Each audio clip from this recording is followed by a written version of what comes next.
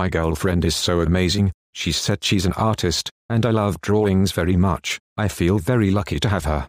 One day I saw her drawing something strange. I asked her what they were. She said it's Feynman diagrams. Now, what are Feynman diagrams? I researched myself and came to the conclusion.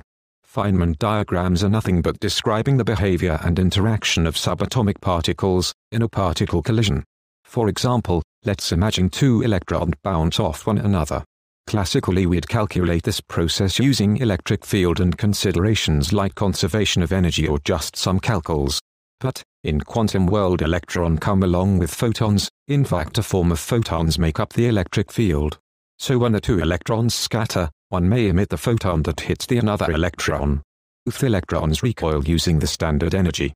So, for this situation we can draw a diagram that two electrons exchanging a photon. It might look easy, but quantum world is a probability game. When two electrons scatter, that one of the electron might also emit an additional photon, either before or after the scatter. Another scenario, one of the electrons could emit a second photon that is absorbed by the other electron, or maybe an electron could emit a photon that it then reabsorbs. Okay, let's put etc here. So let's come back to the single photon exchange. What's the meaning of this diagram? The picture refers to this equation.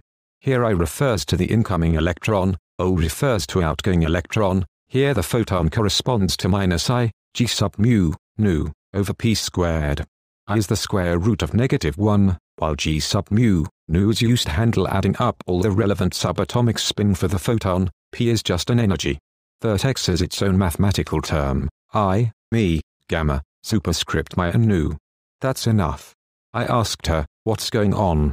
She said a physicist is also an artist. Stay tuned for more science videos.